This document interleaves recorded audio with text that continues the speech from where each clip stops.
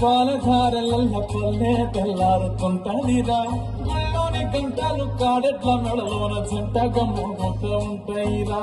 నాగలింటి జన పెట్టుకుంటే దోస్తులు చేసినట్టేరా కొట్టుకోరా పక్కన ఉంటే కొండంత బలగం ఉన్నట్టురా చల్లగాలి మోసుకొచ్చరా సేను సిలకలా చెట్లు దారి పొడుగు చెట్ల కొమ్మలా